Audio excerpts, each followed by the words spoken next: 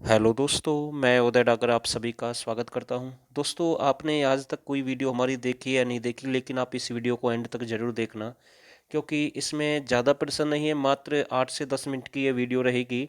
और वो प्रश्न है सिलेक्टेड प्रश्न जो एचएससी ने पूछे, एक एक प्रश्न एचएससी ने पूछा है। और कमाल ही कर दिया अब की बार, तो एचएससी ने ऐसे प्रश्न पूछे हैं कि आप सोच भी नहीं सकते। एक दो प्रश्न ऐसे आए हैं।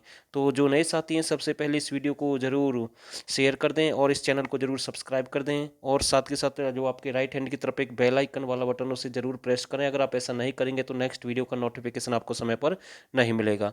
तो प्रश्न देख लेते हैं, जल्दी कंप्लीट करूंगा, ज़्यादा समय नहीं लूंगा, क्योंकि एग्जाम की जो डेट है वो डिक्लेयर कर दी गई है। ज़्यादा समय किसी का बर्बाद करने से कोई फ़ायदा नहीं है। पहला प्रश्न, जैसे कि आप सभी देख पा रहे हैं, हरियाणा में उत्तरी पूर्वी भाग में औसत वर्षा कितनी होती है।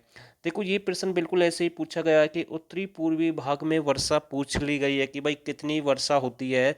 अगर वर्ष की पूरी वर्षा की हम बात करें तो औसत वर्षा पूछी गई है। तो आपको ध्यान रखना है, उत्तरी पूर्वी जो भाग है, मैं आपको बताता हूँ, जो आपका अंबाला है, यमुनानगर है, पंचकुला है, ये जो आपके डिस्ट्रिक्ट हैं उत्तरी पूर्वी भाग में आते हैं।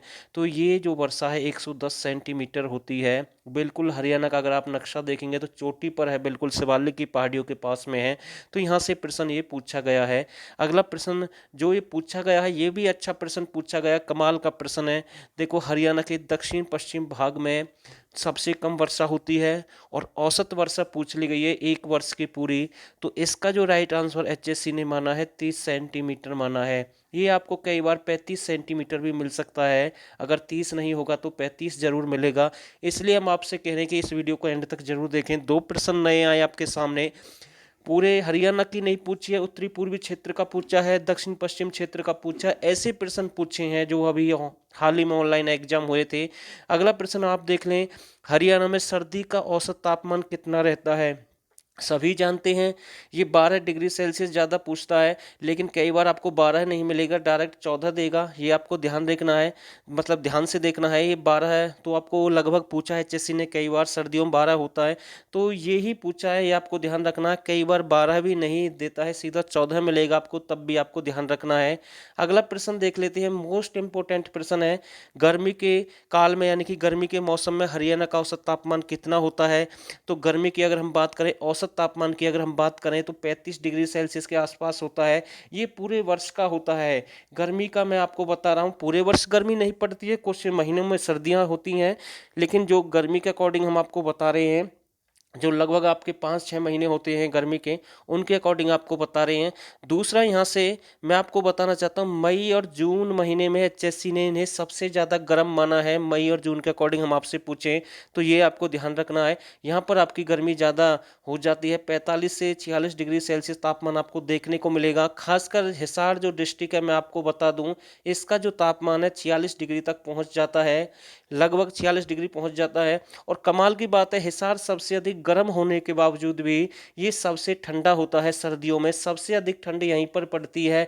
जो इसका तापमान है वो 0 डिग्री सेल्सियस तक भी पहुंच जाता है कई बार। औसत की हम बात नहीं कर रहे हैं, 12 डिग्री होता है, लेकिन 0 तक भी पहुंच जाता है। ये आका गया है लास्ट में ही 3 डिग्री सेल्सियस, 2 डिग्री सेल्सियस कई बार पहुंचा है। ये मतलब कि हिसार का तापमान हमने देखा है। अगला प्रश्न देख लेते हैं, हरियाणा के उत्तरी भाग में शीत ऋतु में वर्षा किस कारण होती है। ये प्रश्न भी कितनी बार एग्जाम में पूछा गया है, हरियाणा के उत्तरी भाग में शीत ऋतु में वर्षा किस कारण होती है। पश्चिम विक्षोभ के कारण होती है। तो ध्यान रखना भाई, किस कारण होती है, पश्चिम विक्षोभ के कारण होती है।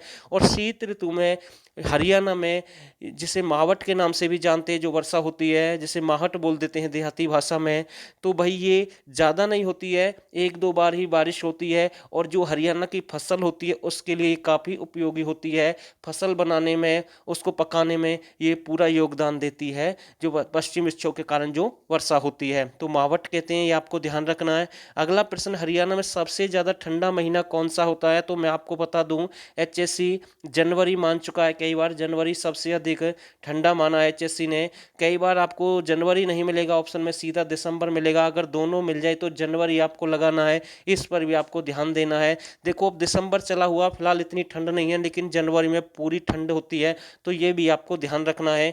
ठीक है, अगला प्रश्न देख लेते हैं, हरियाणा के किस क्षेत्र की मिट्टी का कटाव सबसे अधिक प्रभावित होता है। तो मैं आपको बता दूं, जो मिट्टी का कटाव होता है, जब लूहें चलती, मतलब कि लूह चलती हैं, जब गर्म हवाएं चलती हैं, जो मिट्टी मतलब कि उड़कर जाती है एक स्थान से दूसरे स्थान पर, तो हिसार और गुरुग्राम में सबसे अधिक कटाव देखने को मिलता है। और जो टीले बन जाते हैं ऊंचे ऊंचे, जिन्हें वो बोलते हैं छिलछिले बोलते हैं कई प्रकार से, जहाँ पर पानी भर जाता है सिरसा में, तो सिरसा में जो टीले होते हैं रेत के, वो उड़कर यानी कि दूसरे स्थान पर इकट्ठे हो जाते हैं, तो वो एक मतलब टीले का रूप धारण कर लेते हैं, तो वहाँ पर सबसे अधिक देखने को मिलता है। लेकिन अगर मिट्टी का प्रभाव देख ले, कटाव पूछ ले, तो गुरुग्राम और हिसार रहेगा, ये भी आपको ध्यान रखना है। अगला प्रश्न देखते हैं, हिसार में जून से सितंबर के बीच मानसून वर्षा का औसत कितना होता है। देखो ये प्रश्न एग्जाम में पूछा गया है, जून से सितंबर के बीच जो मानसूनी वर्षा का औसत होता है, ये बिल्कुल इंपॉर्टेंट प्रश्न है। 40 सेंटीमीटर से 60 सेंटीमीटर होता है, ये मोस्ट इंपॉर्टेंट है। अगर मिली में भी पूछ लेता है कई बार, वो भी आपको ध्यान रखना है, मतलब सेंटीमीटर से अलग पूछ लेता है, वो भी आगे मैं आपको बताऊंगा।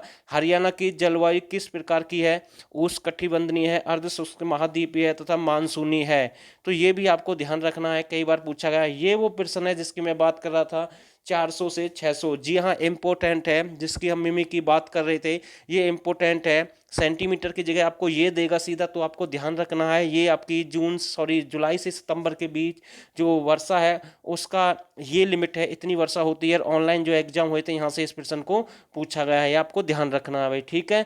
अगला प्रश्न देख लेते हैं, हरियाणा राज्य की कितनी जनसंख्या कृषि पर निर्भर है। 70% है, इजी प्रश्न है, इस पर ज़्यादा समय नहीं लूंगा। अगला प्रश्न मोस्ट इंपोर्टेंट है, पंचकुला में घग्गर नदी पर किसका निर्माण किया गया है, तो घग्गर नदी पर कौशल्या बांध का निर्माण किया जा रहा है।